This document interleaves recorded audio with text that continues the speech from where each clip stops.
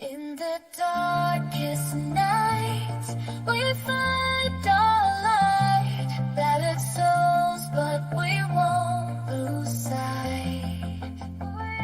Surviving together, never alone. Through every trial, we carry on. Surviving together, never alone. Through every trial, we carry on. Surviving together, we stand tall. United forever. Strength and courage will overcome. Surviving together, victorious. And never, never alone. Hand in hand, we'll face the unknown. We see you, we hear you, and we believe you.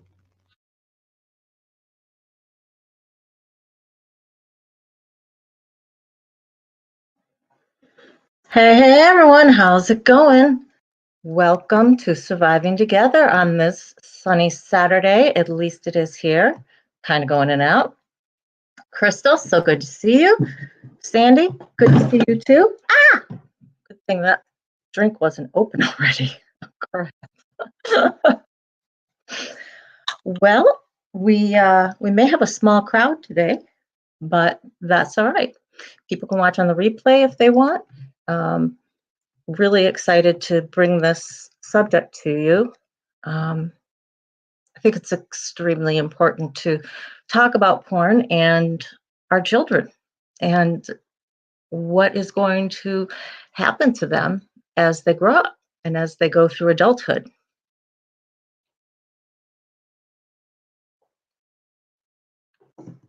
Excuse me. Mark, welcome. How's everyone's weekend going so far? I have been working for most of it. My son has been working on his car. That is just a nightmare in and of itself. I still have not figured out what is going on with this video feed and as to why it is the way it is and not full picture again, but eventually I'll figure it out. Let me see if I can click this, if that'll help. No, that did nothing. Oh well, okay. Hey Shannon, how you doing? Let me actually get my mic closer to me. Is everybody doing all right? Oh, that's right, Crystal, your move is coming up. How much longer? That's always it's always nerve-wracking for me when I've got to move because there's the packing and I don't like packing up stuff that I don't want anymore. I don't want to bring it to my new place, right? So I want to get through everything. I want to weed through everything. I want just what I want going to my new place. And that is so hard sometimes to decide what you do, what you don't, and then you run up against that deadline. Does anybody else have that last box or two that everything that's left just ends up getting thrown in, whether you want it or not, whether it goes in that room or not? It's just like, and eventually you're looking for something and you're like, you know what? I bet it's in that box. It's labeled miscellaneous that has kitchen spoons and a drill and just random things from around the house, right? Oh, well, I hope it works out. I hope it, yeah, that's what's all on our mind, Shannon, is when Crystal moving. But soon, I hope. Soon, soon, soon. Shannon, what's going on? You having a yuck day? We've had a busy day around here. My son has been fixing his car that we have now had towed twice within the past 24 hours. Friday night, or No, it was Thursday night. Yeah, he woke me up at like 1:30 in the morning and said, Mom, my car died. And it was so close too. I mean, it was like less than a mile and a half from our house, but getting it towed here would do nothing, right? So we had it towed to a shop, and they looked at all the codes for us, and then we had it towed back here so he could work on it. So, Mock, you're too autistic for a random box. You have to have everything. See, we need packers like you then to come to our place to make sure that we don't have any of those boxes, right? Oh, I'm sorry for that. Well, hopefully you get a little bit of a break from whatever was breaking you down, and you can just kind of breathe and, I won't say enjoy our topic, but learn something a little bit. It's going to be sliding right off of the heels of the adult and porn talk that we had on Wednesday. We're actually going to speak about that a little bit because what do kids do? They grow up to be adults. And we already know about adults on porn. Kids on porn, the video that I liked the most, that I thought was really informative, gave some good examples, had some people who were teenagers, now young adults, giving their stories on there. And I linked it in the description. Okay, so you'll have that. And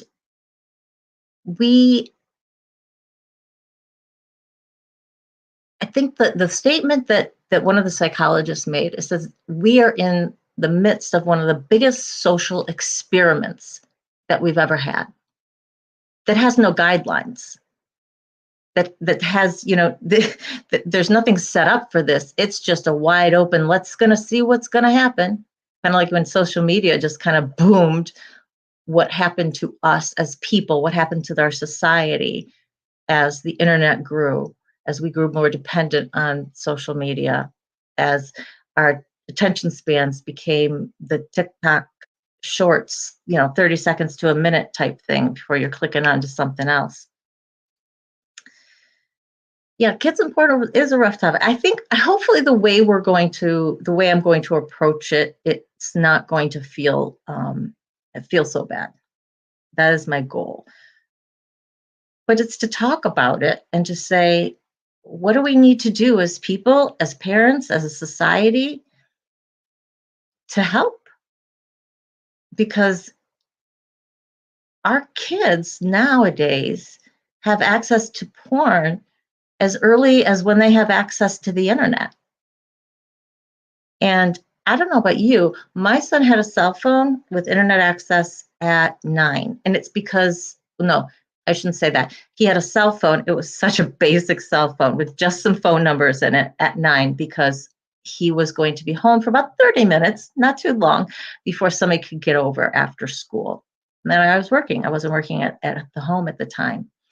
And I needed him to be able to contact us if something happened. So as he got a little bit older, I think 11 or so, I got him a smartphone.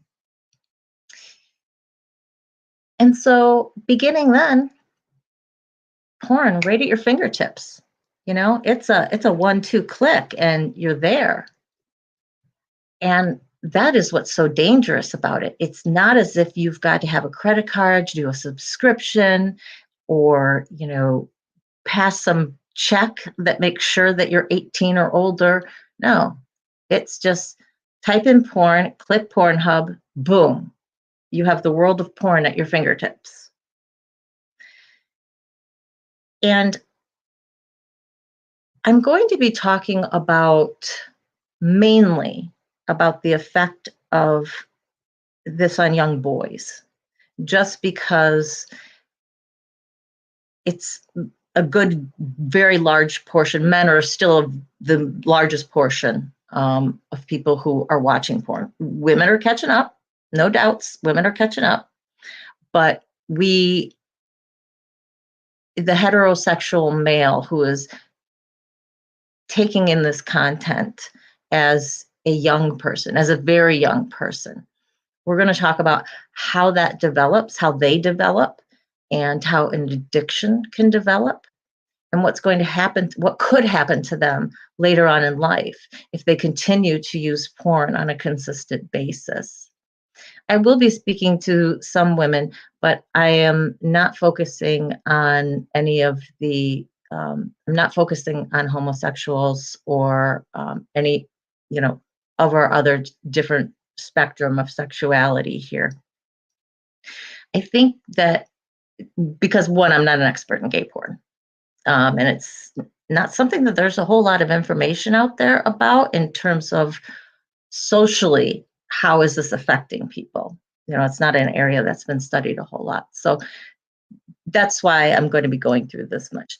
Yeah, Shannon, there are parental blocks that you can get for certain sites, and it will prevent them to a degree. But if you got a smart kid, they're going to find a way around it.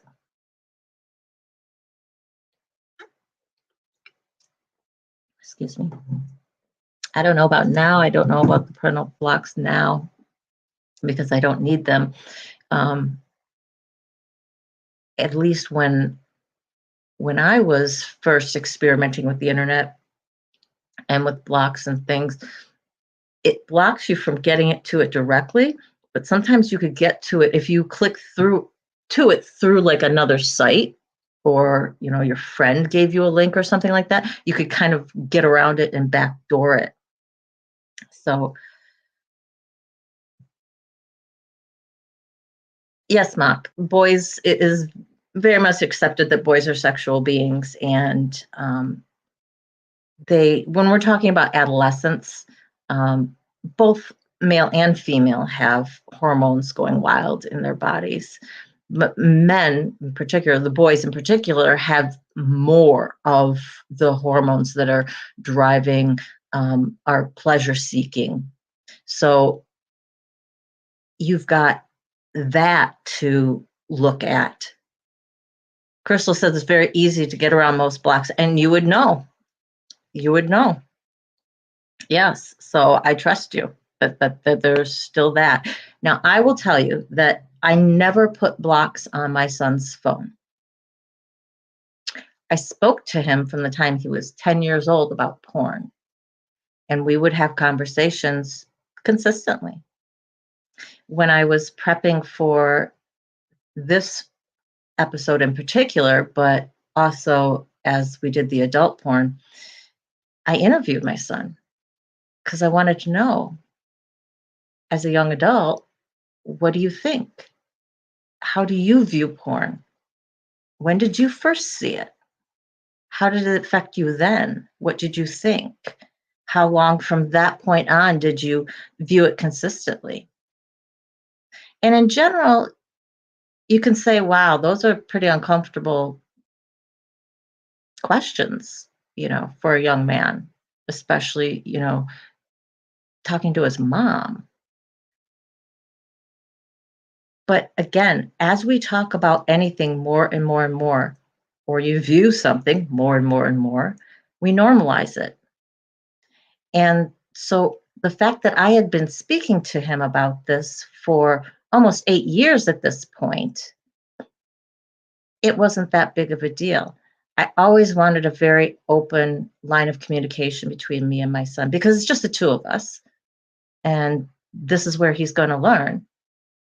And any breaks on information needs to come from me, because you're talking about the adolescent brain, and physiologically it is different than an adult brain. It is not just an adult brain that has less experience, that hasn't gone through as many things as an adult has. It's physiologically different. And what happens to that adolescent brain and all of those wired connections, all the synapses and our neurons that are connecting, as we go through adolescence, those pathways are becoming cemented, whichever pathways those are, whether it's, learning about science or learning about porn, learning about the world around us. And so they become more solid and more solid and more solid, that the pathways pare down. Some just fall off till we get to where we are going to be as an adult. Now, our brains definitely have neuroplasticity, which means we can change pathways if we are consistent with something enough. I think you can definitely see that when you're talking about an addiction, any sort of addiction, if a person hasn't been subject to that before as an adult, and you can change those pathways. Now, we can change them back as well.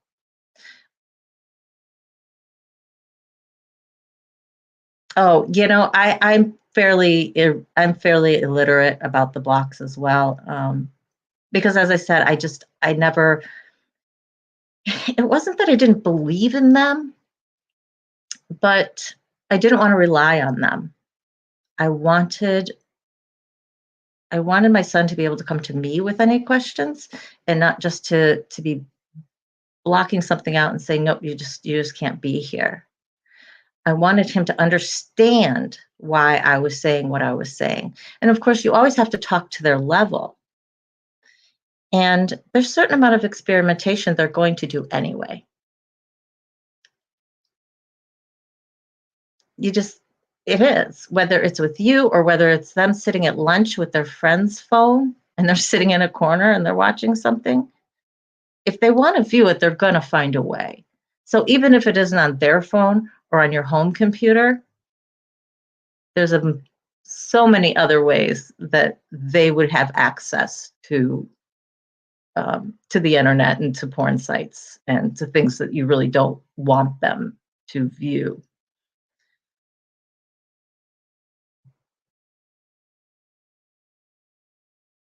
Yeah, long ago, definitely they had very simple blocks that you block for this type of thing, you block for this type of thing, and I know that they do have some fairly sophisticated ones now. I mean, one of my places that I've worked for has had them for the work computers. They don't want people going out and viewing porn on the work computers and things of that nature. But we're always, we are sexual beings.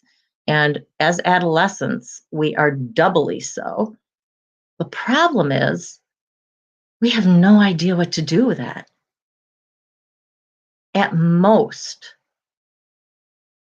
your 11-year-old, your average 11-year-old or 12-year-old is going to know what sex is, the mechanics of it, how it's done, how a baby's made, and they might have some idea about STIs, which you're right, it does stand for sexually transmitted infections. It was driving me bonkers, and I had to check and make sure that was the case. This was something we were talking about on Wednesday.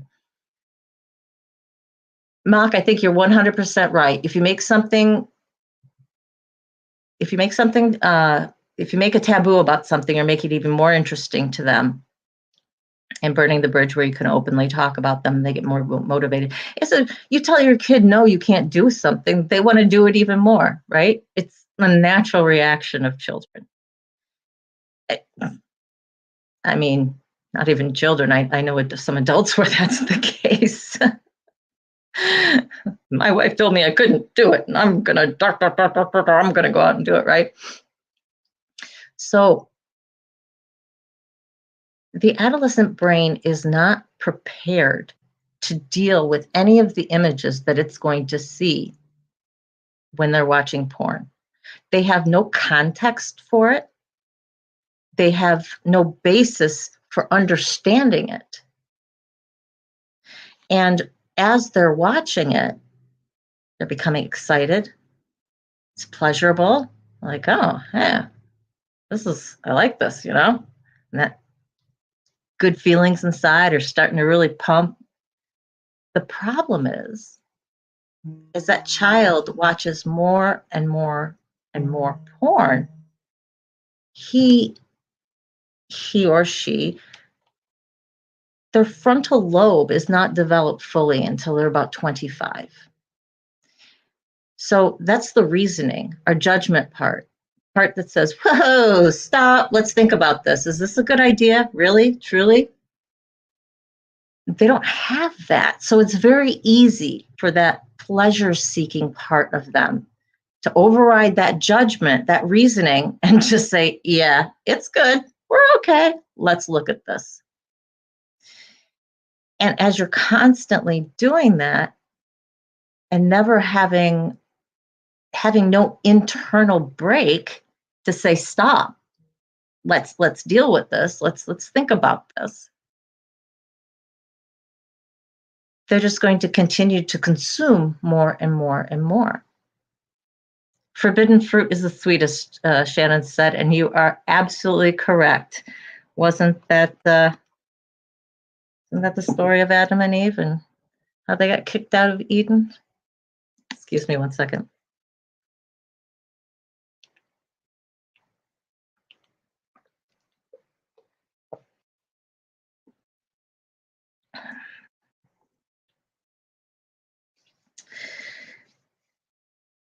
I found it really interesting. One of the things that one of the psychologists was talking about, and I did not know this.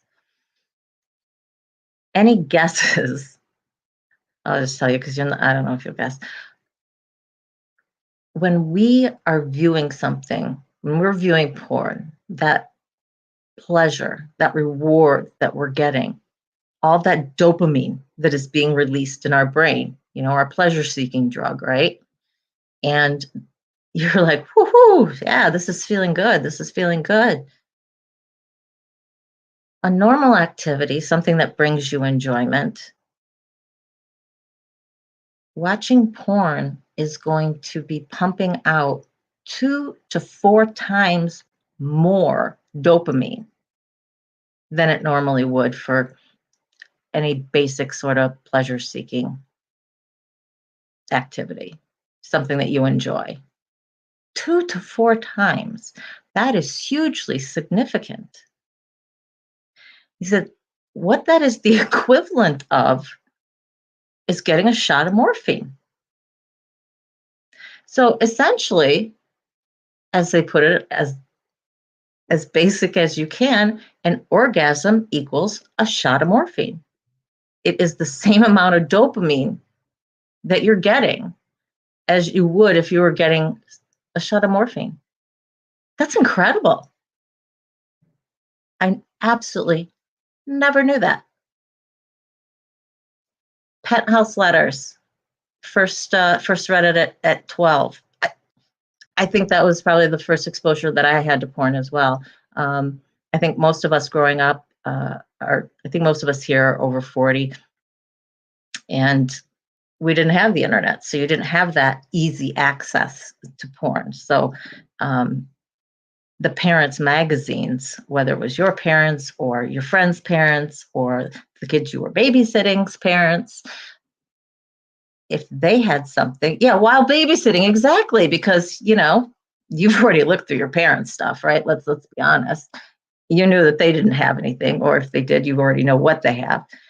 I think for girls, that is probably one of the first exposures to it that really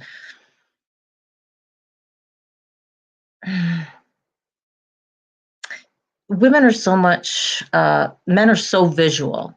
And it's not to say that women aren't, but the eroticism of reading about something gives a female, and this is all generalities, please, when I speak about this, don't ever go, well, I don't. We're always talking in generalities here. That is giving a woman bigger boost than if they were just to look look and see a woman standing there, naked with her boobs out or her vagina, her legs thrown up. And you were kind of like, I don't know. It's like, I got one. I look at it every day. It's like not that exciting. So, reading about something and then your brain can get working. because the biggest sexual organ we have is our brain. That's where all the dopamine's being released.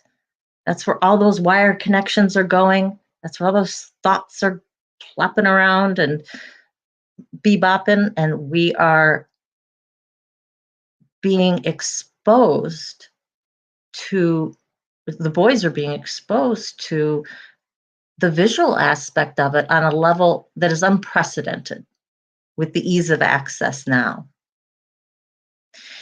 And when you're when a young boy is exposed to this and they don't have the context to put it in, they don't have the life experiences to know what to do with this. Their brain is just simply not prepared to be viewing this content. It doesn't really know what to do with it other than, huh, I feel really good when I watch this. Let's watch more. And one of the facts that, and I stated this on Wednesday, and it bears repeating, that 35 to 40% as an estimate of porn features domination and or physical aggression against a woman. 35 to 40%. Now, I don't know how you are. I know how my child is. I know how their generation is. As I said, TikTok shorts, our attention span is shorter and shorter. What's going to come up first when you click on, just porn? They have no idea what they're doing anyway, so they're just going to be watching whatever happens to be there, most popular, whatever's popping up for them. They don't know vanilla from domination. Unless they have been educated, unless you have been talking to them about these things, they have absolutely no basis to compare to understand what they're watching. And so as they are watching these visuals, as they're watching these scenes more and more and more, if they don't have any education outside of porn, true sexual education, I'm not talking about sex ed that our schools do. They give you the basic mechanics, they tell you not to rape your date, and they teach you about STIs. That's pretty much it. And honestly, it's not our school's responsibility to be having these conversations with our kids. Understandably, unfortunately, there are kids who do not have the type of support system where their parents are either able or willing to speak to the child about this. And so porn, for a large percentage of people, because sex is still largely taboo here, at least in the United States. I won't say the Western world because I know Europe's a little bit different of how they view things. Mark, that a real interesting question for you, since you're in Germany, and I know you can speak to Germany, but can you speak to some of the surrounding countries as well as to how sex is viewed in terms of young people and talking about it? Is it something that is spoken about a little bit more openly, and are there more honest conversations that are occurring with that because it's less of a taboo subject? Very interested to see how that's dealt with in Europe. I am going to leave United Kingdom out of it because I think they're more on par with us, the United States, in terms of the in terms of it being a taboo. We're just more strict on that subject, and we're becoming a little bit more like, we're definitely farther than we were in the 50s, right? But we've still got a long way to go before parents are comfortable talking about it. Because if your parents weren't comfortable talking to you about it, chances are you're not going to be comfortable talking to your kids about it unless you have made a concerted effort to educate yourself on the subject and to be able to have an honest, true conversation about sex, about pornography, and about relationships. Because all three of those have to be tied together so that that young person can understand themselves, their sexuality, their growing sexuality as they're going through adolescence, because it's different for an 11-year-old as it is for a 16-year-old.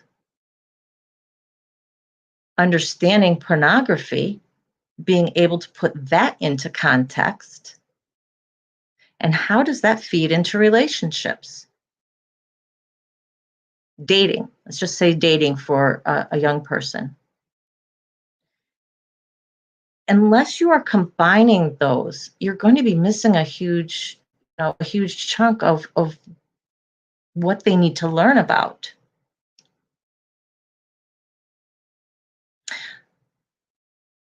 Max says that over there, they're a lot more open and casual, usually by default. What I figured, it would be so interesting to kind of take a tour over there and to speak to parents and to see how things are done, how they speak of things. I'd be really interested to get a little, from everybody and see how it's dealt with. And the reason I talk about the sexuality, pornography, and the relationships is because unless that young person is getting the education to be able to put it in its place, that pornography is giving them their education on how to relate to women, how to relate to your partner, if you want to extrapolate it out. With that many videos being about physical aggression, domination, I don't even know if that includes what the percentages are of manipulation or coercion or come on, honey, you can do it, that sort of thing. That's what they're learning. That's what they're learning a relationship is. This is how I get what I want. And this is what dating is. It's a way to get what I want. They are learning from porn that women are objects of pleasure seeking. They're there for their pleasure, not the women's pleasure. That's secondary. It's about their own pleasure as a male. And that's what's most important. So they're learning about how to do something to a woman and not with her, because that's a totally different type of relationship. And really, that's what we want for our kids, right? We want them to grow up knowing what healthy relationships are. And pornography is not it. So this is what, Shannon, you're right. Exactly. And I'm glad you phrased this, because this was a point that I was going to make as well. They are learning that not only is this the way that they should treat women, but that women like it, right? Because they've got that smile on their face or they're making those noises. And so they like this. So you may be telling me no, but you're really meaning yes, right? I mean, it's like no means no kind of has gone out the window when it comes to porn. And if that is their education, that's how they're going to treat relationships. And my goodness, What kind of generation are we raising?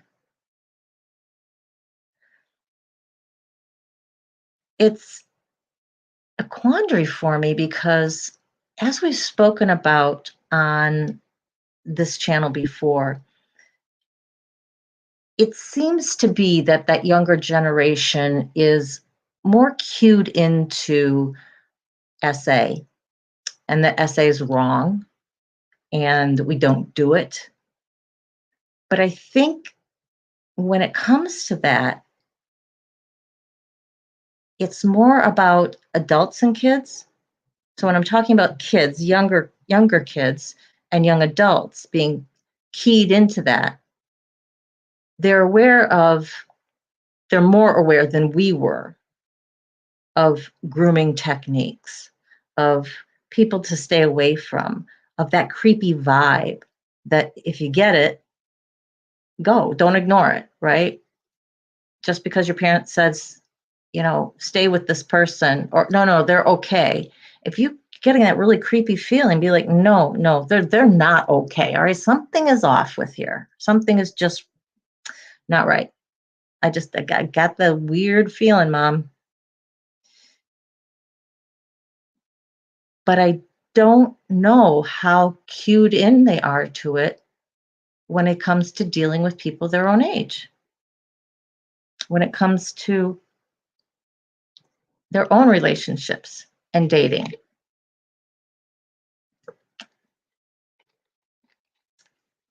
You're right, Shannon. Some of the videos look like rape. And you know what? As we spoke on Wednesday, some of them really are. These Some of the companies that are doing the hardest core pornography, um, they don't often tell the women what scenes they're going to do, or if they do, they don't get into all of the specifics or how hard they're going to push that woman.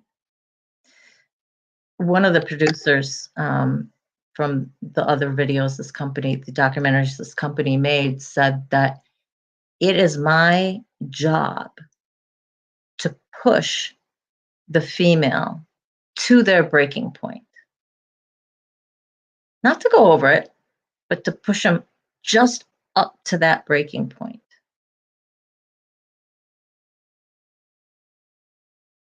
That's horrifying to me. Now, granted, there's a small section of the population who enjoy that. And I'm not going to pretend that those people don't exist. But on the whole, a large percentage of the population of these people who are doing these scenes, they're doing it because they've been pushed, coerced, manipulated. We need this for the scene. If you quit now, you don't get paid. The movie doesn't get made. Everybody loses. Or you want to be a quitter? You're going to be known in the industry as somebody who, doesn't follow through on their contracts. Anything that they can use to be able to get that person to do that scene. Or there have been companies who simply use pretense to get a young woman out to a place, give her a drink of water, and drug her. That out of it look that's going to be on her face can be easily confused for pleasure.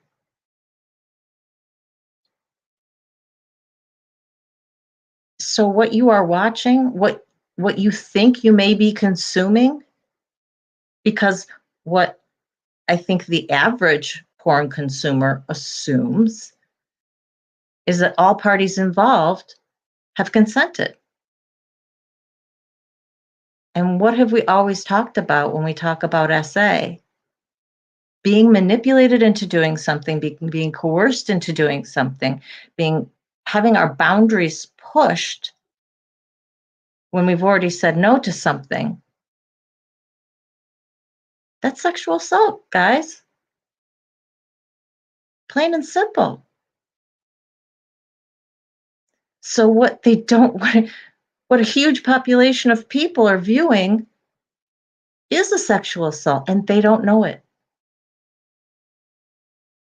And that is so sad.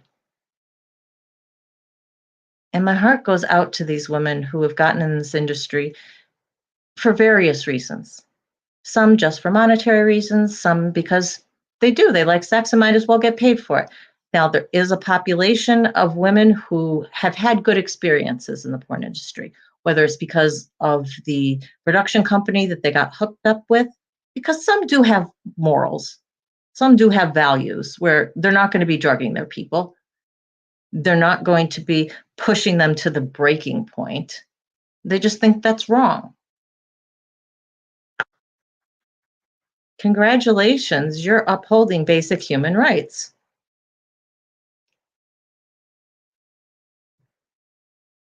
Have a great day and definitely see you on Wednesday.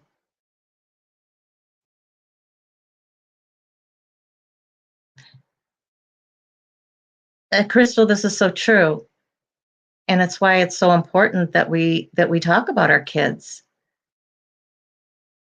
Adults abusing kids, but kids abusing kids? I mean, we started to hear about it in the 90s just with date rape. But that's all it was. It was in the context of a date. It was in the context of your boyfriend or the guy who asked you out.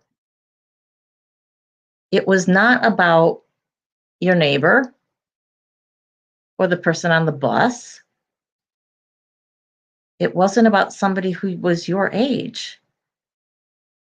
It wasn't about a 6-year-old and a 9-year-old. And that 9-year-old essaying that 6-year-old. It just wasn't talked about. It was unheard of. And for so many of us, we fall in this category.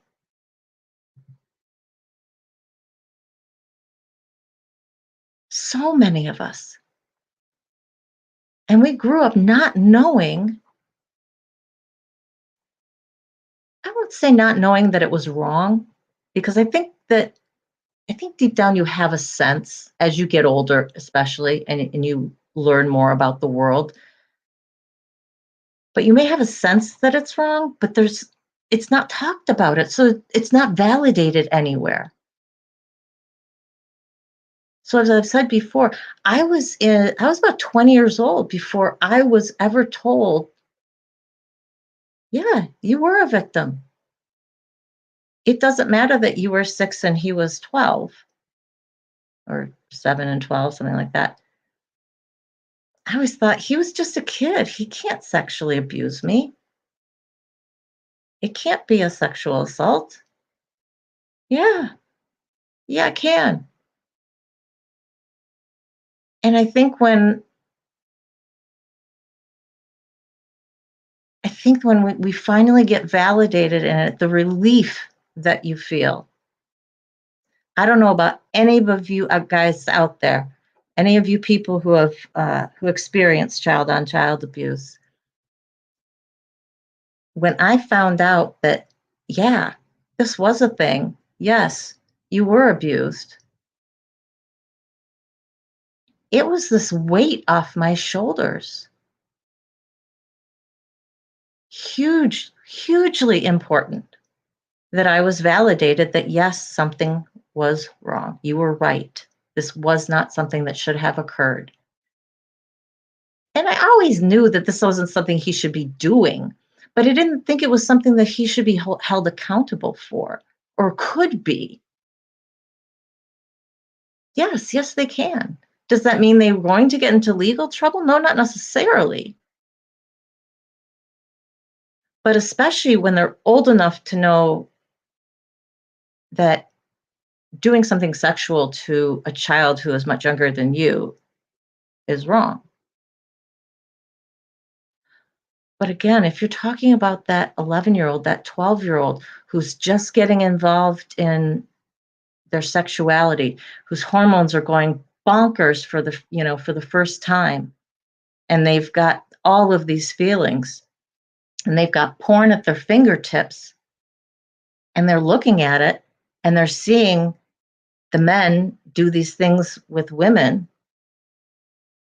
You're like, wow, I want to try that, you know? It looks like a lot of fun. You know, they're obviously enjoying themselves and I'm enjoying watching it. So if I did that in person, I'd enjoy that too. Well, it's kind of difficult usually to talk to somebody your own age about that, or, you know, certainly not somebody older. So who are they going to look to? Somebody who's younger, somebody who's not going to say no, somebody who has absolutely no context to say no. Or even if it is somebody their own age.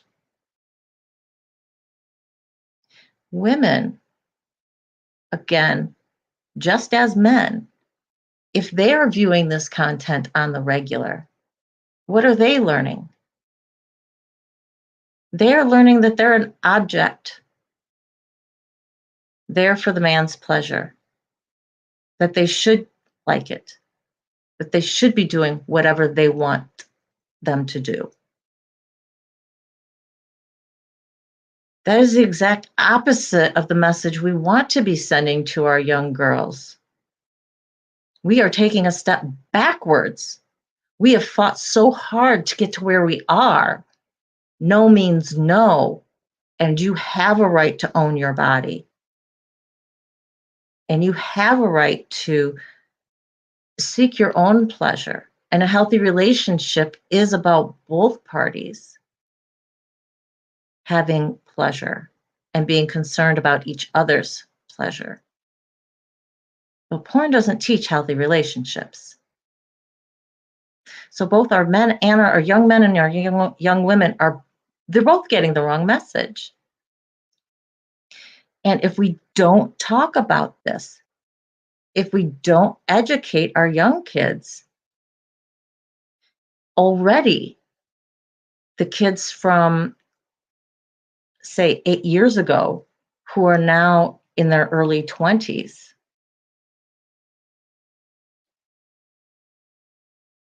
they're already coming out and they're having problems with relationships, problems maintaining relationships. Hopefully, because they're trying to do one thing and the girl's like, ho, ho, ho, hold on, time out. You got it all backwards. One of the psychologists said that when he started his practice, it was him and a couple of assistants. Now he had 4 different offices with, I think, over 50 people working. And this was in a major city. I think it was LA or something like that. So, but just the explosion of the need for psychologists, for going to somebody and needing to talk about issues with relationships and issues with understanding their sexuality and understanding what's right and what's wrong. Not everybody is going to be self-aware enough when they get to that age where their frontal lobe is developed and they could reason through things that they're watching. Not everyone is going to have that wherewithal to go, oh boy, I shouldn't be watching this. And the next time they go to that computer, they find themselves watching it.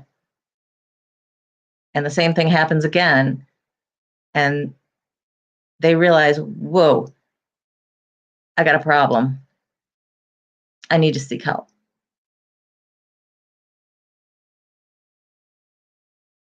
Because those people, those young people who have already been consuming,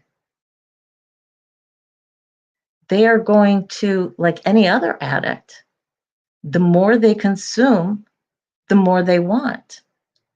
And the more they consume, the more they're going to be desensitized, or whatever they're watching is going to become, normal and not as exciting as it used to be. So they need to seek out something edgier, something that's going to be more exciting for them. And that is where the hardcore pornography came into being. And that limit pushed farther and farther and farther. Um, there was one gentleman who was on this, who was on the video, who was speaking about his porn addiction, and how he got to the point where he'd seen everything that was out there, type of thing, not all the sub fetishes and all that, because this just wasn't something he was into or interested in. There was, you know, and then one day, somehow, some way, it's not extremely clear, he got a picture of child porn. And whoa, now here's something new. And he knew it was wrong. But that taboo-ness, that wrongness of it, fed that excitement. And now you're getting that kick that you want. Now you're finding that jolt. Now you're finding your dopamine's really pumping up. And now that's really going to be the only content that is going to do that for you. And the same way, porn went from watching just a guy and a girl having sex to going to watching a woman essentially being raped. You're going to go from seeing a picture to maybe a picture with another child in it, or and then maybe the videos are going to come. And you're going to go farther and farther and farther down that rabbit hole. And even though they know it's wrong, that dopamine, that pleasure seeking, that addiction overpowers any reasoning that they can possibly do. It takes somebody with a really strong constitution to say, I got a problem and I need help. Because for most of these people, it doesn't stop until they get caught. And the unfortunate thing is, even when they bust child porn rings, those images are still out there to be found. It's not as if you busted that ring and so all that content is not out there. You may take all that content that's on each one of those people's computers, but it just goes. Shannon, I think it's you. I haven't noticed it.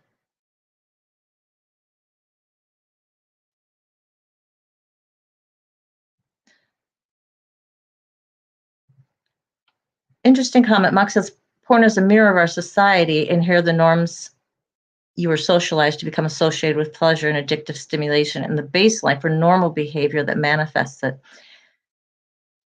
I don't know if it's such a mirror of our society as it is a mirror of our society's fantasies, maybe. It's pushing those boundaries. It's doing that thing that you maybe wouldn't do in your own life or wouldn't have an opportunity to view in your own life. So I'm not prepared to say that it's an exact mirror of society, but it certainly mirrors the worst of our society.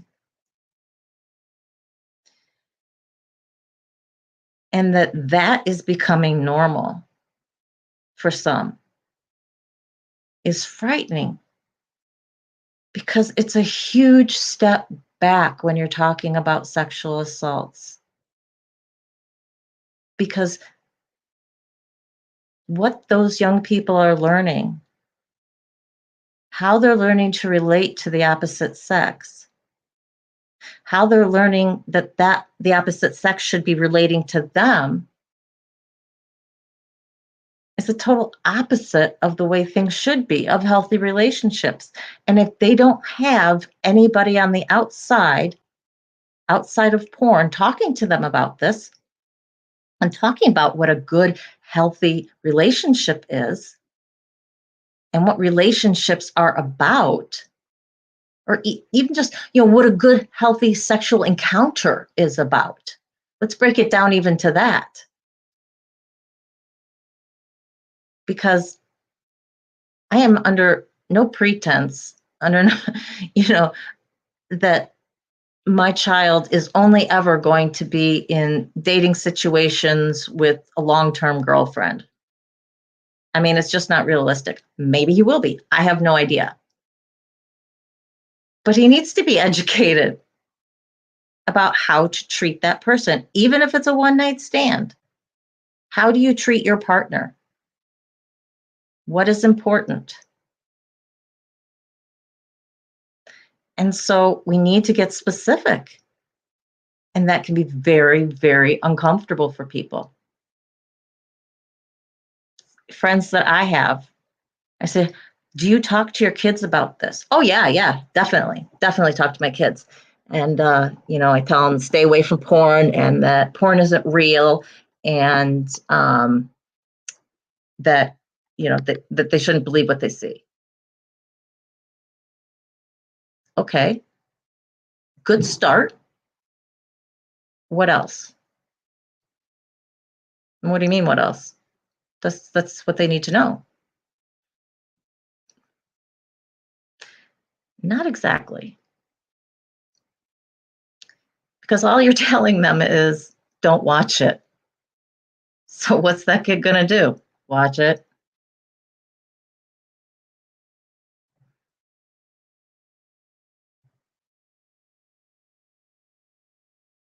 Mark, we do need to view porn as something that needs to be addressed,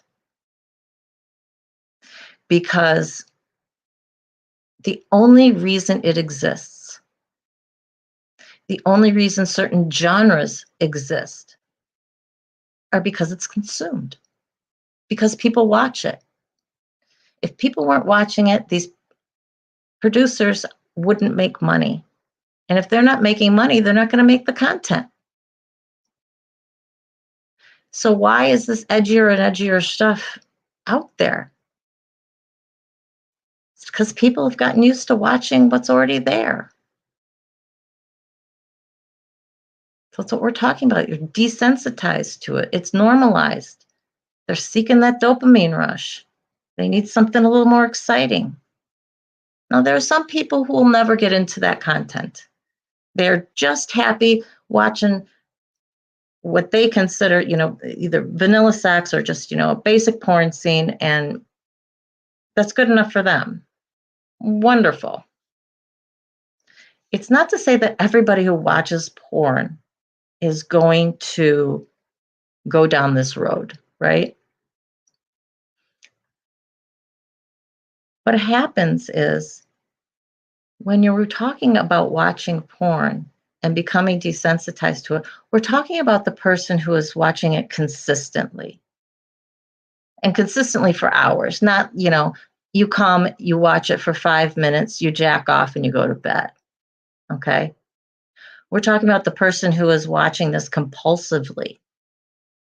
We're getting into the addiction aspect of this here. And as the children are exposed to this, and as they watch it more and more, because that's the only place that they have to go to for this type of drug, to get this rush, to get that feeling, the more likely they are to develop a compulsion. And it's that compulsion that then propels them forward down that rabbit hole. So not everybody is going to fall in that line. But we risk a huge percentage of people falling down that line in the next 10 years if porn is our kids' only education. If they aren't being spoken to about what they're seeing and spoken to in detail so that they understand. Yeah, auto asphyxiation is a thing. Some women may enjoy being strangled, but this is not something you just are going to go up and do to your date. This is something that would need to wait until you are much, much, much, much older and your partner can consent to it. You guys can have an actual conversation about this.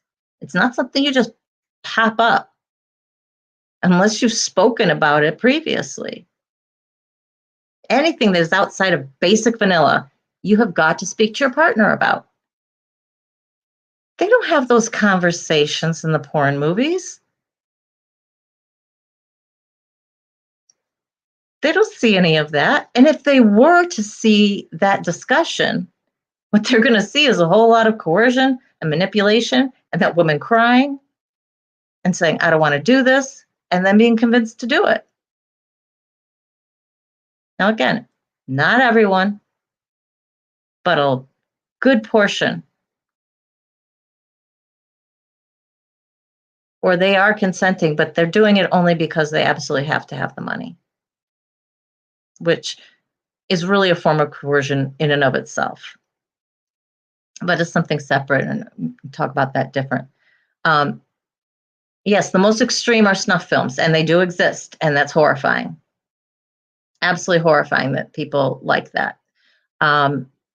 Actually, in preparing for this, I was listening to a video this morning with a porn star who, on the whole, has had a pretty good experience with it, has an OnlyFans channel now, creating her own content and controlling what she puts out, what she does.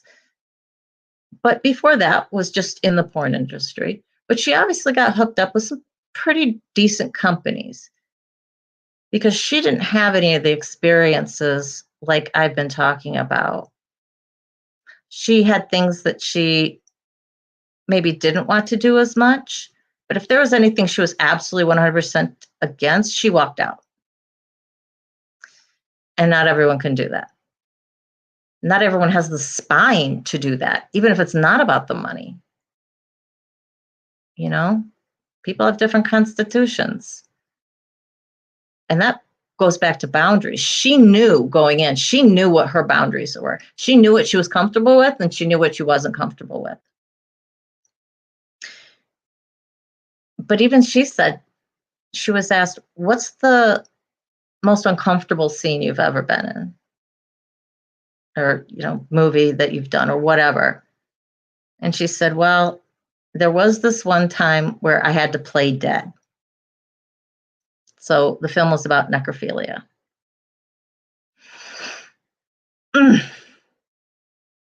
Yeah, that's a thing. And that's frightening in and of itself, but at least she was playing dead and not actually dead. But you can see where it would progress to, okay, well, now I want to see how she got to that point. I don't want to see the after. I want to see the lead up. I want to see, what do the sexual sadists or, people who are sexually violent, is it seeing that look in the woman's eyes, seeing the fear, all that power and control that just pumps that adrenaline and dopamine through their body. That's what's exciting to them.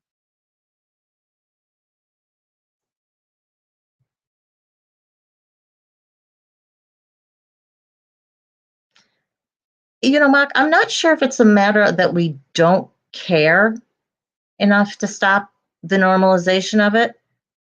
I think part of it is, at least I will speak to the United States. I can't speak to the rest of the world. It's still so taboo that you put your blinders on. So it's not that I don't think they don't care. I can't deal with this. This is something that I'm just going to pretend it doesn't exist then. And then you also have sections of the world where their societies are such that the women are expected to be that type of subservient person. You do not have the same rights as men.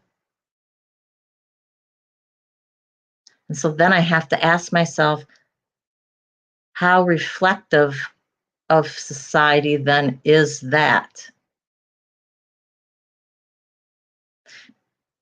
Because it's not to say, though, that in all of those societies that there aren't men who are having that there aren't men who are having normal sex, who aren't interested in pleasing their partner, interested in having a healthy sexual relationship.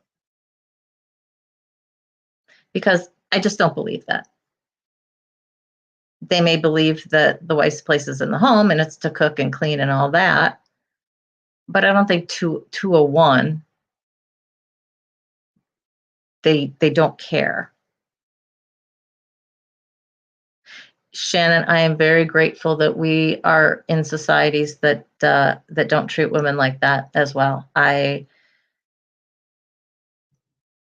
Sitting here, I'd say I'd be clamoring to get out, but if that's all you've ever known, that's normal, right? If it's all you've ever known, that's normal.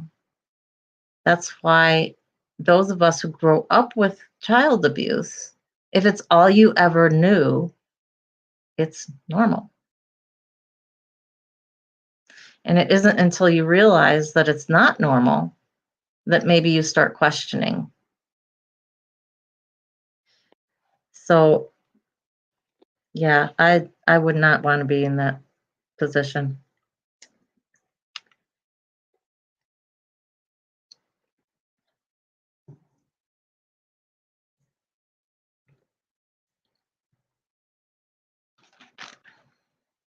Hang on one second, guys. I just wanted to look at something.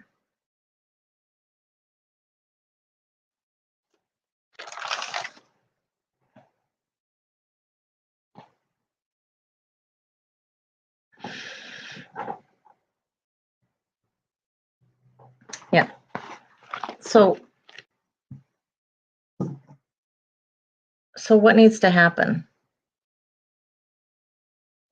We have to educate our kids. We have to talk to them about this.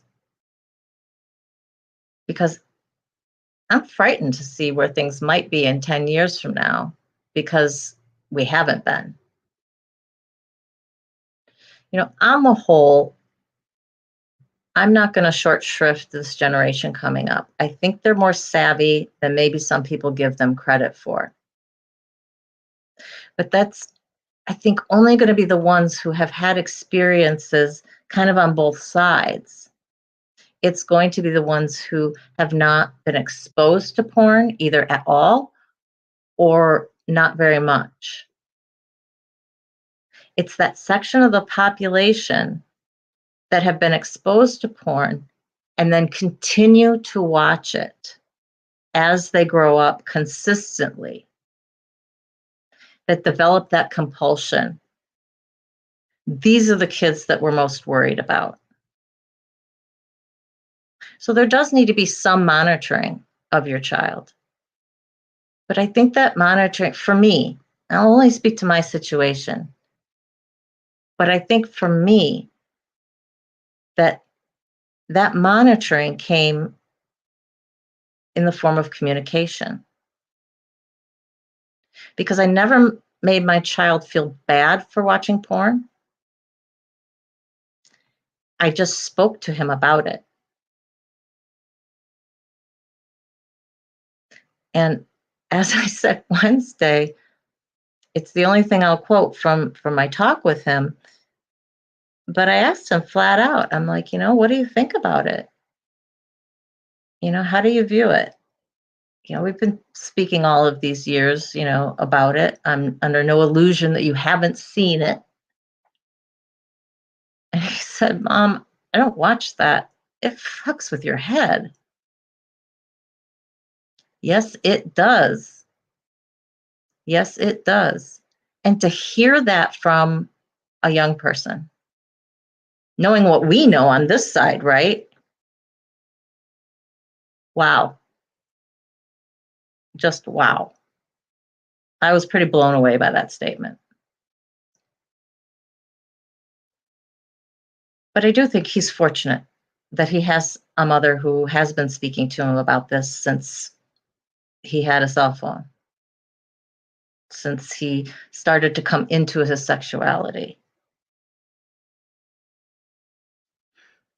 I never wanted to make sex taboo. I was not going to go down the road that my parents took of sex is only for marriage, therefore we don't talk about it. You'll basically find out more about it when you get married.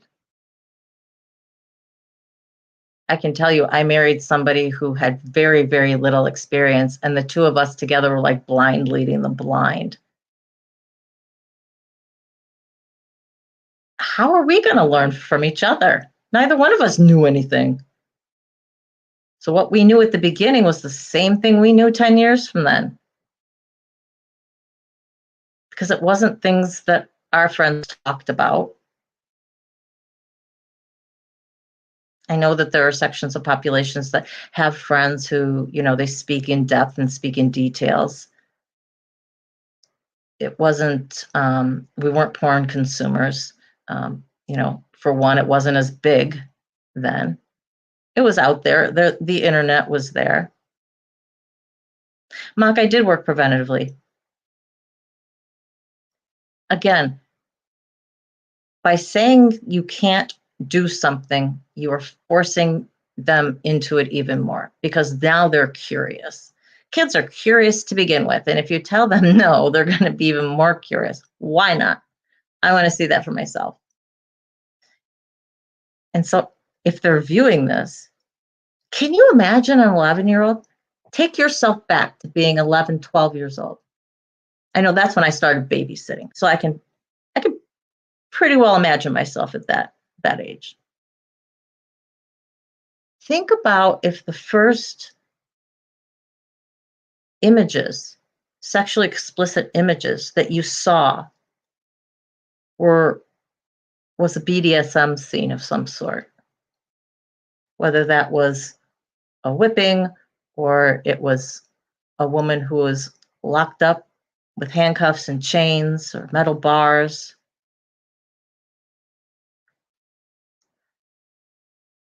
I'd be horrified. I'd be absolutely horrified. I can tell you for me personally, that would probably turn me off watching anything because I think if this is what is out there, if this is what porn is about, no, thank you. Because I don't enjoy seeing somebody in that type of situation. Now, personally, I know why that comes from me and my previous experiences and the loss of control that I had felt. And I would never willingly give that up. So to see people who then I presumed were willingly doing this, that would be absolutely horrifying for me.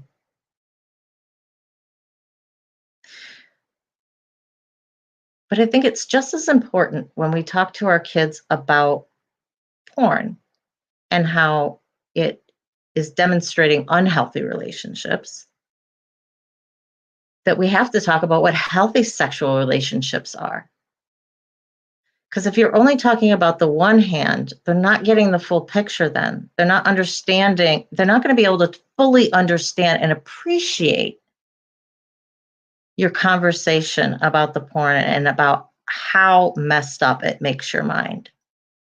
Unless you put it into the context of what it should be, of what a healthy sexual relationship looks like. And relationship, that could be one time, that's what I'm talking about. Just the give and take of getting together. So unless they have that basis, you're not going to be quite able to understand why I keep saying that on the other hand, this stuff is, not real, is way out there. This is what happens. Because I would speak to him not only about the fact that this is not how a relationship works. This is not what most people like. I would be speaking to him about the porn industry itself, about the people, about the actors, about how they're making this movie.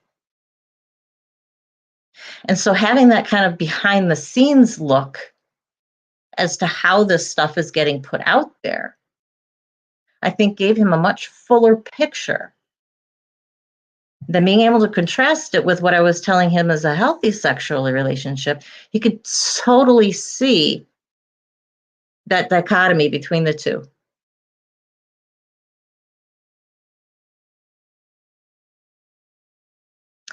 I can understand this. I can understand this, Shan. He said, my first partner knew way more much knew knew much more than me. Let's just put it that way. So there's a lot of pressure to do things you weren't particularly comfortable with. And that definitely can be a problem, because if a person has a lot of experience, it's up to them to come down to your level in a healthy relationship to make sure you're comfortable with something. Now, they can bring things up to you and say, hey, what do you think about this? Would you like to try this? And have a conversation about that.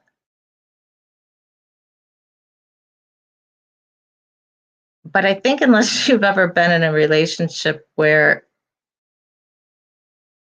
there really isn't a whole lot of knowledge, I didn't realize how much I was missing out on. I didn't realize how much I didn't know until I had a partner who was more experienced than I was, who was willing to take my hand and walk me through what I didn't know. And without the pressure, because really that's the key, right? And so I'm really sorry. It's unfortunate that you had somebody who you were feeling pressure from to do something. Because pressure, coercion, manipulation, all of that, not hallmarks of a healthy relationship. Especially for our young kids.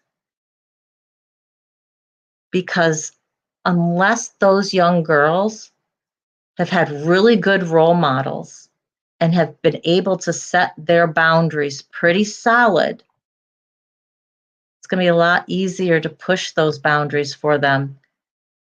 And they're going to do things that they're uncomfortable with because they don't really know how to say no, or if they should, or, well, this is normal. I should be doing this. I should like this, whatever the case is. So I'm less concerned about the adults who end up in these situations, only to say that, we have our brains, we have a fully functioning, frontal cortex, and we can say, wait a minute, I'm uncomfortable with this, timeout, I'm not going there. Now, again, take that with a grain of salt, because not all of us have that based on our previous experiences. We come to a relationship with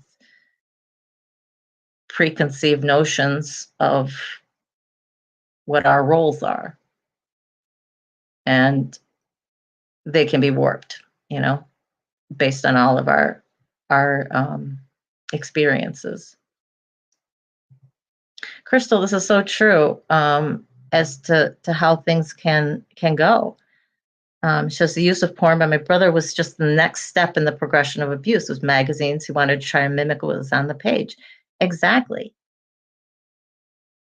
And I don't doubt that just what I'm talking about with these young people viewing porn and viewing it at an age where they're not old enough to be able to digest that content, you end up with situations like yours, where he's looking at a magazine and saying, okay, I want to try this. This looks like fun, because of the position he's in.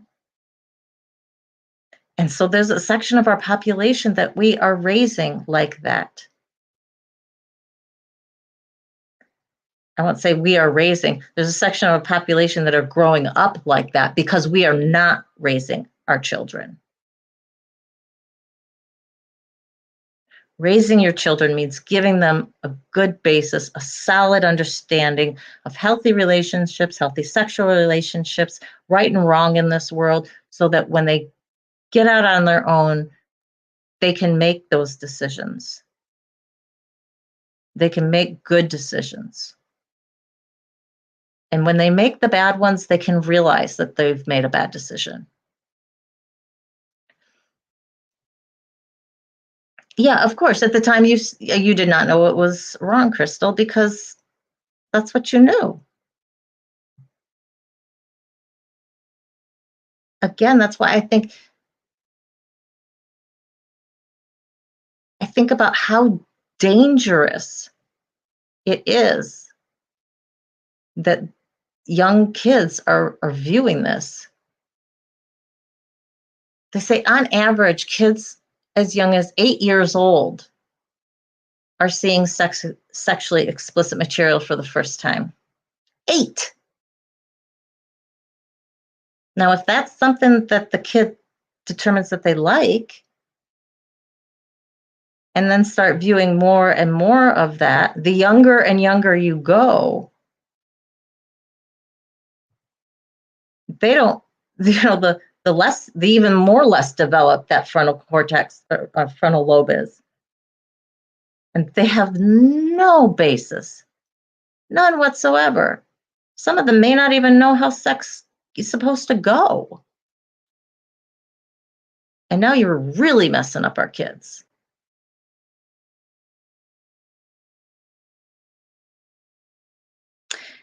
Shannon, narcissism is just kind of a whole nother ball game, isn't it?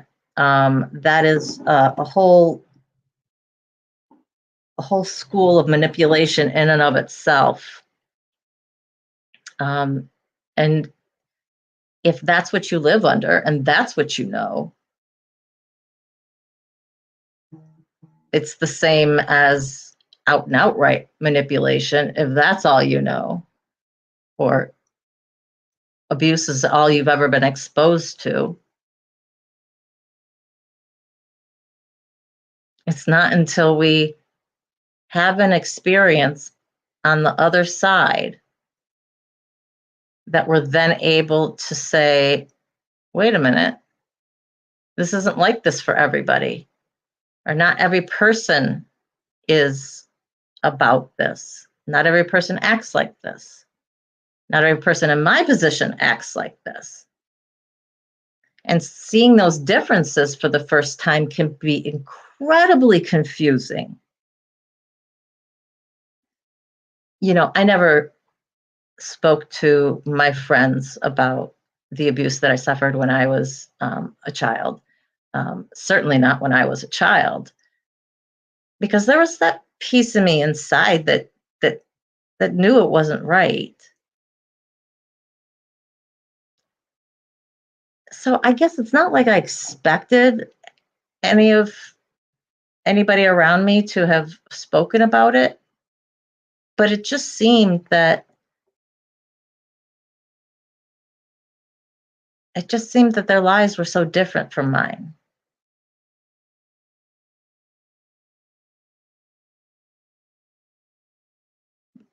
I'm sorry that you went through that, Shannon. I really am.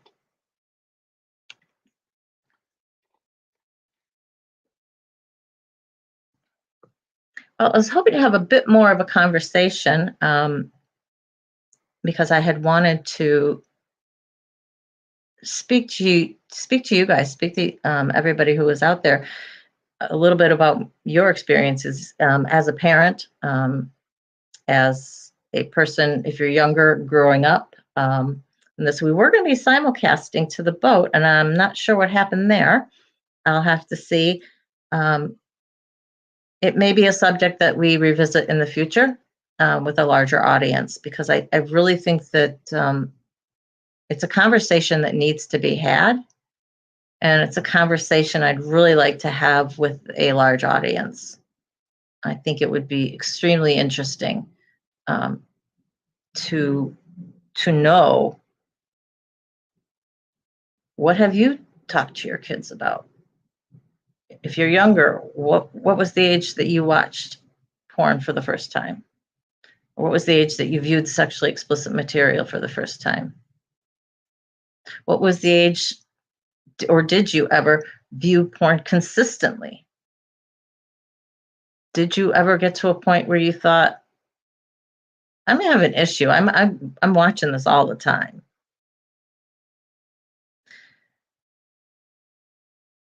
So you're right. So Shannon, yeah, it's an extremely important conversation, and it's definitely one, as the channel grows, it's definitely one we will be revisiting. Anytime I can talk about education, I'm going to, and especially with this subject, we won't know for maybe another 5 years.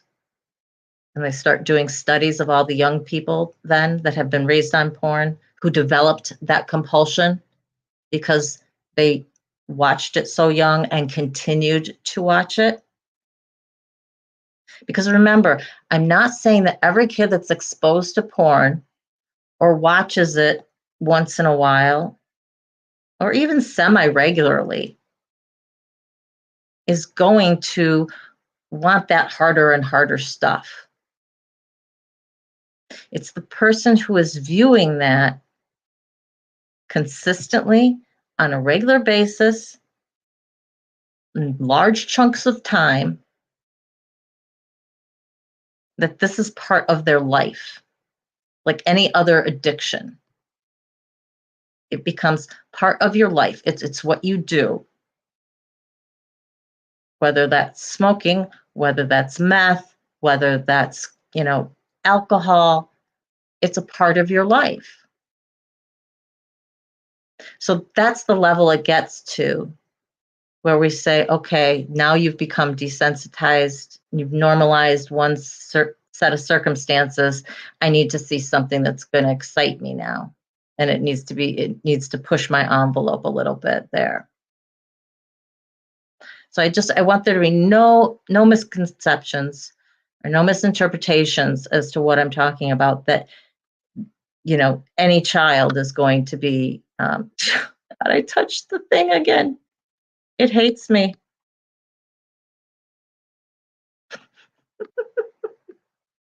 There we go. Ah! I have no idea what happens, guys. I just touched that cord and it's just like, ah!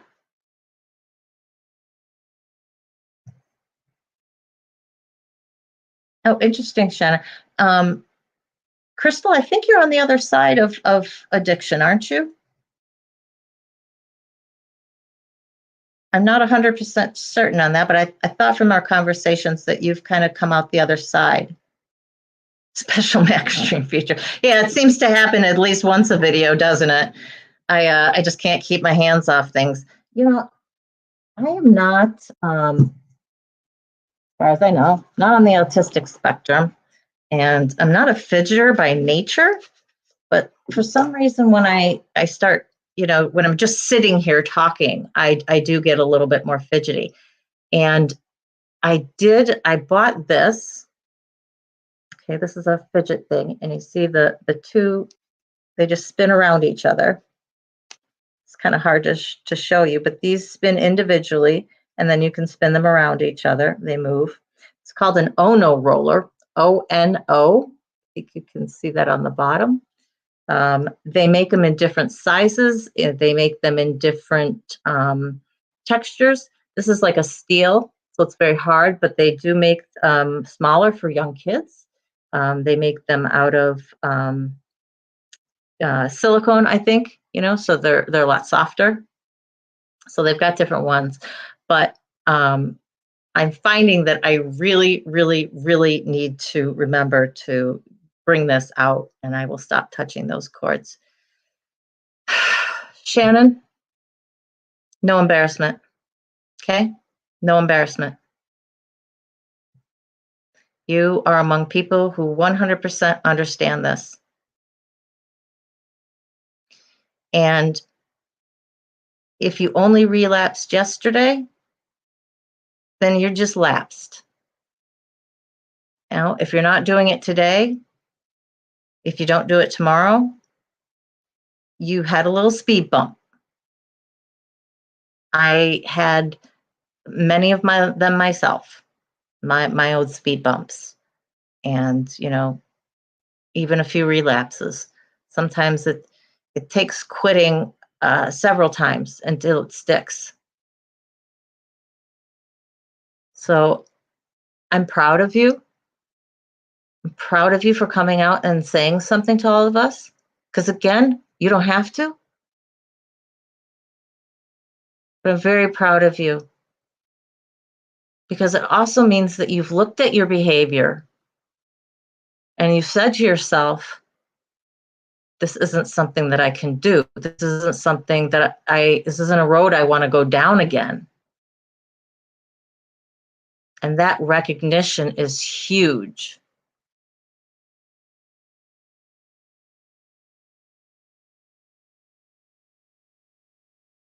Believe in yourself. That can be so hard when we're fighting addiction. So very hard. But you need to believe in yourself and believe that you can do this because you can. You've proven to yourself that you can. Even if it's for a day, you prove to yourself that you can do 24 hours. So every day, all you have to do is those 24 hours. And that's where we get the one day at a time phrase, which honestly, I have to say, I hate. Along with this too shall pass. I don't know why they just really rake on me. They are mantras for some people and they stand by them and they love them and it gets them through. And if that's what gets you through, more power to you. I just said to myself, if I did it before, I can do it again. And just know that you've got a lot of support, a lot of support, a lot of people you can talk to, and you're not alone with it. And I think it's a huge difference to where when I found the connections that I've made with you guys and on the lifeboat, you realized I'm not the only one who's struggling with this. I'm not the only one who's tried to put this behind me. I'm not the only one who's going through all of these feelings. You're right. You can do it. You can do it again. And if you have another little speed bump, that's what it is. You look at it, look at it hard. Why did I have this bump? Was it the same situation or the same um, feeling that came up that caused me to have the road bump before? If it is, then that's either a situation or a stressor that you need to be extra careful about or extra aware of when that presents itself, because you know that this is something that can cause you to lapse. That's hard for you to deal with without that drug. So realizing what that is, if it is the same thing, is really important. So definitely look at that. Keep reaching out, Shannon. Keep reaching out to the people around you. You have the people on the lifeboat, you've got the people here, and everybody on Discord. Reach out because we can't help you and we can't support you if you're not out there asking for it. And I know that there's a lot of people who are constantly looking for more support and more help. And as we connect everybody, person A needs support and person B needs support. Great. We've got A and B together and you're supporting each other. And that's the way it should be. How is Ari? For some of you who may not know, we have a friend who is in Israel. And of course, you know everything that's going on over there. He is safe as far as I know. I believe that's true. I have a friend here, actually, in town whose entire family is still back there. Fortunately, they are safe as well for the time being. And it's just heart-wrenching. The whole issue is heart-wrenching and gut. Oh, wonderful, wonderful. Does he know the sex of the baby? I'm happy for him. I'm happy for him. I know that he has at least one or two other kids, I believe. So he's going to have a whole host of youngins. Wow, wow, wow, wow. Well, I will tell you guys that Monday, my son walks for graduation. So I am on the exact opposite spectrum as he is.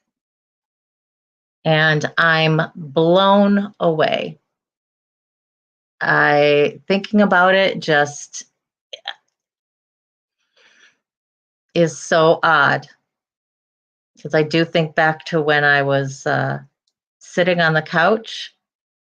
Thankfully, it was leather and my water broke. I was eating Chinese food. I remember it was like it was yesterday. And you think you peed yourself. I was like, I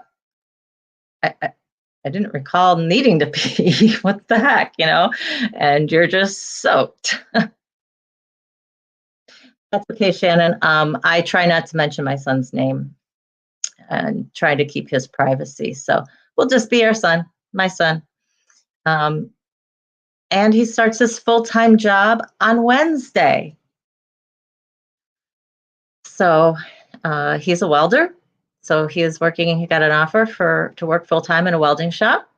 And so he's very excited about doing that and getting his feet wet with that experience and seeing if this certainly is something that he wants to do for the rest of his life. I know that no matter what, he'll be in the trades somehow. He fixes his own car.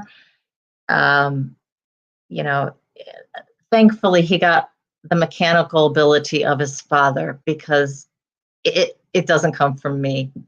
I am the cerebral one, and you need an argument made, you mean a statute broken down, I'm your person. Yeah, go to. You need to know how this thing operates. Nope, no clue. You know how some people can just think, oh, we should make something that does this. And they're like, yeah, we'll have this and that rotates that. And I haven't a clue as to how to do any of it. I am, Shannon. I am very, very proud of him. He has turned out to be a spectacular young man with a very good head on his shoulders. He's still learning like any kid, and he's going to still make mistakes, but that is life, right? That is life. And I told him I will always be here to support him. I will, support whatever he wants to do in life. Just, I'm hoping it doesn't end up being like underwater welding because I think I might have heart palpitations then. Unless he's just doing like boats, steel hull boats. I'm okay with that. It's that 200, 300 foot down welding, the ocean floor that just, it's very lucrative because it is extremely dangerous. Extremely dangerous. Mark, it makes me feel old that he's not a baby anymore. I'm blown away. I really am blown away. It's kind of surreal. I think partially because he's not going away to college. He'll be working. He's still going to live here at home. Um, it certainly makes sense. I'm not encouraging him to move out at all. Uh, his life will just kind of continue the way it is, but he'll be able to sock away a lot of money. And that is my goal for him for when he does move out, that he's got a nest egg that he's made, hopefully in a 401k and in a savings account. I want him to be one of these people who realizes the value of a 401k, who realizes the value of paying yourself first, of saving first. And, hopefully that will put him in a really good position for later on in life. Well, thank you, Shannon. Thank you. Happy Mother's Day to any mothers out there as well. So anybody watching who's lurking or anybody on replay, if you have any children, happy Mother's Day. Early. We are going to be celebrating his graduation and walking and everything on Monday, so we're not going to be doing anything tomorrow, but that's fine with me. So my mom and I and him and his grandmother and his other grandmother and his dad, they're all getting together for his graduation. And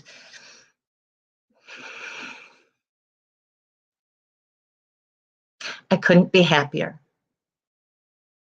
Seriously, I could not be happier. I'm getting emotional.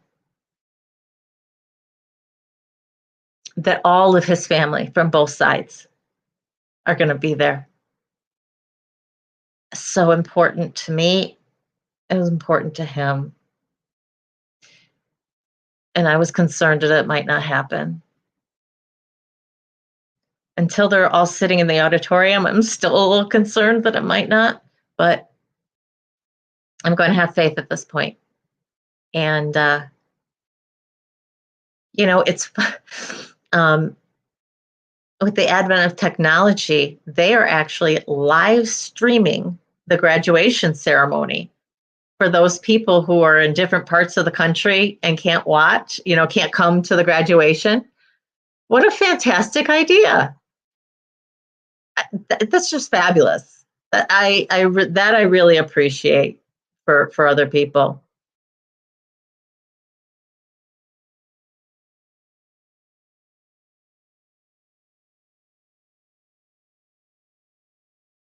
That's a nice way of putting it.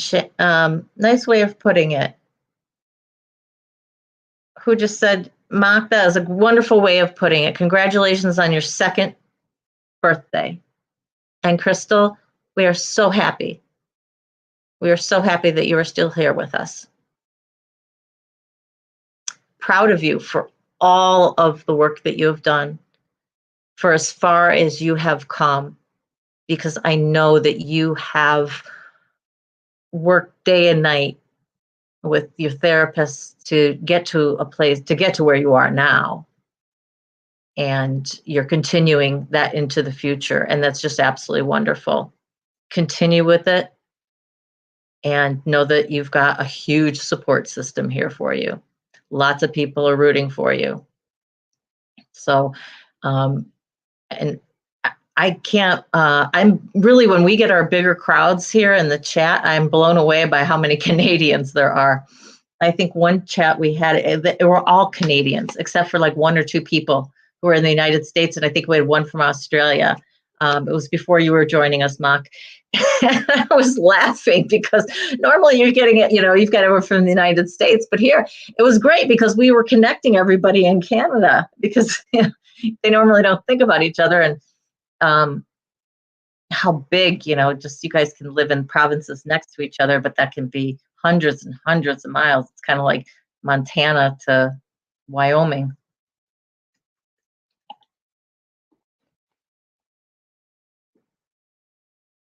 Yeah, you're going to have a nice dinner for yourself, Crystal. Excuse me, guys.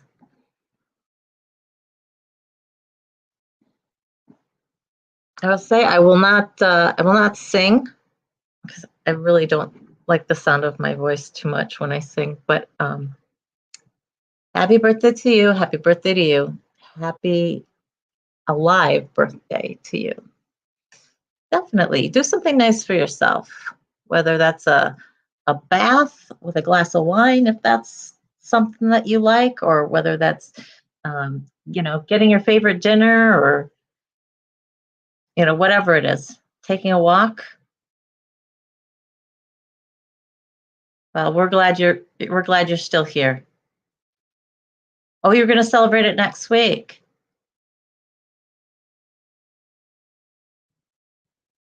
Oh, Crystal, I'm so sorry to hear that you had a good friend pass away right before that anniversary. That can be extremely hard. Hopefully, hopefully now, or at least in the future, you will be able to celebrate her life at the same time you're celebrating the fact that you are alive and that you chose life, or life was thrust upon you. I'm not sure how that situation went for you, but sometimes the universe says, nope, not your time. That rafter breaks where you were trying to hang yourself, or that overdose doesn't take, or whatever the situation is. We are happy that you're here. I think with that, we'll probably wrap this up for today. I have more work to do, unfortunately. Oh, that's great. That's great, Crystal. It does take time. It takes time for us to be able to, I think, we have to grieve for the people that we lose and to be able to celebrate their life and be able to think of the good memories when the anniversaries of their deaths come around versus it being a dark time. It takes time. And that's the one thing with all of this, with any type of loss that we have, never short sell yourself on your ability to go through the grief process. I think some of us, whether it's out of necessity or out of the inability to go through that grieving, you kind of push it aside, or it may be a situation where you've got so much else going on, you're not able to give the energy and the emotion to do that grieving process. Hopefully, when you have time and space and bandwidth, that you do allow yourself to grieve. And that goes not only for the people that we've lost, that can go for ourselves and the things that we have lost. Maybe that's a part of your life. Maybe it's your childhood, whether because of sexual abuse as a child or because of an addiction as an adult, the time that you lost being able to be a happy, healthy, productive member of society.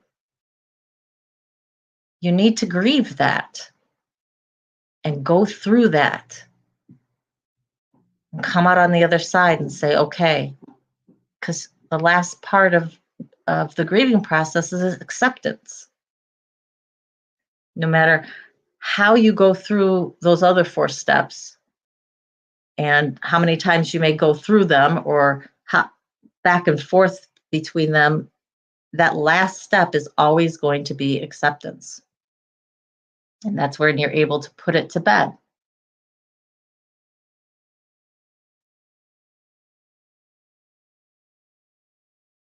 Exactly, Mark.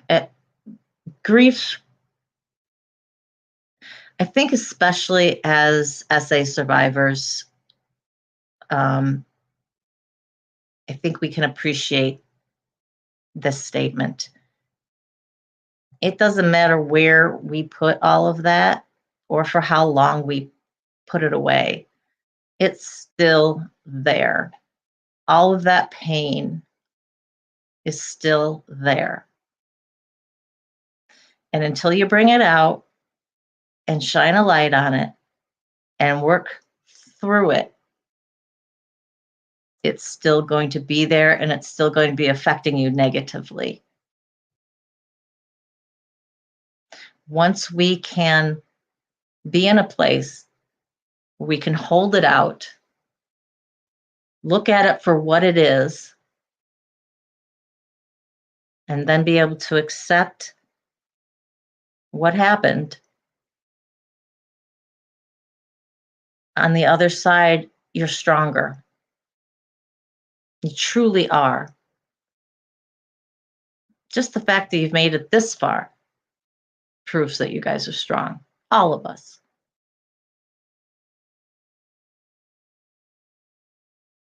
Shannon, I think that it's really healthy that if you've got if you're writing about grief in your journal, it's a wonderful way to be able to work through your feelings and to work through that grieving process.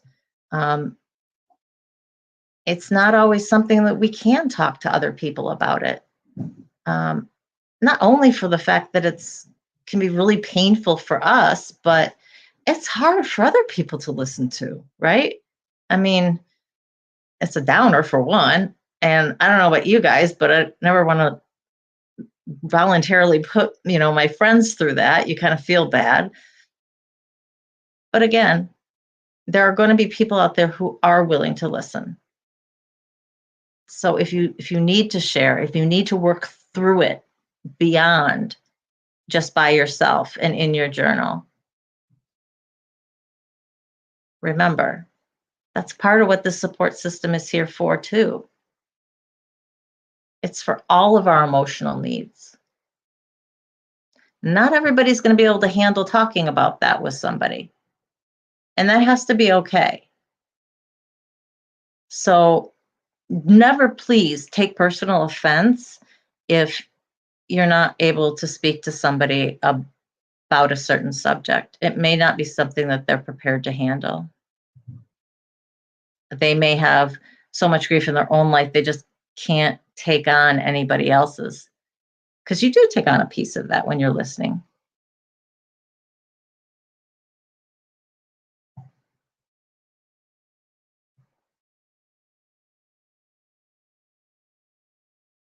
Oh, Mark, I'm happy for you. I'm happy that you found a way that kind of commemorate your aunt. That's wonderful. That's wonderful. I remember I've said this before, but I am 100% percent convinced that my maternal grandparents are my on the road guardian angels. Whether I'm walking, whether I'm driving, when I'm out there, I feel their presence. And, there'll be those times where I just all of a sudden will jerk over my shoulder and I realize, oh my gosh, there's somebody in my blind spot. And I wouldn't have noticed that person had I not looked back on. And there was no reason for me to look back at that particular time. But for some reason I did. I just felt that need to do it. And I feel like they're looking out for me. So please keep doing it because you're doing a great job so far. The one accident I have had, there was black ice at the bottom of a hill. So, you're coming down the hill and then the stop is right there at the bottom of the hill like that. So black ice here. So braking, woo, straight out into the intersection. And wouldn't you know it, there was somebody coming just right at that time and I T-boned them. Thankfully, I T-boned them from the back seat and it was only the driver. So nobody got hurt, nobody was injured. Actually, their car wasn't that badly damaged because I wasn't going that fast because it's a very steep hill. But that ice propelled me forward pretty darn good, and my brakes weren't going to help. So, and Nana and Papa weren't going to be able to help in that type of situation anyway. So, I forgive you guys. All right. Well, I think that wraps it up for today. We've got a couple hours in with this live. I'm going to try and grab some dinner and then continue on working. into the evening, whew, and take a break. So thank you guys for joining me today. Thank you for all of our lurkers out there. And for anyone who watches on replay, hugs and love to you. But we'll sign off as we normally do. Please remember, you are worthy. You are strong. You are valuable, Shannon. And you're loved. So hugs and love so much to each and every one of you guys. I shall hopefully see you guys on Wednesday. I'll be here. See if you guys will be here. I believe, and obviously plans can change, but I believe I am going to be starting our conversation on sibling abuse. So child on child as siblings. We had spoken about child on child abuse as a generality before, but now we are going to get into specifics where we have abuse within the family and with the children. So it may be that may be a two-parter conversation. We'll see. It'll definitely be a two-parter. It just depends on how long it'll be because we've got a special guest we will be bringing on for that. So, all right, hugs and love, guys. Mwah. Have a great rest of your weekend and happy Mother's Day to all of you out there who are moms.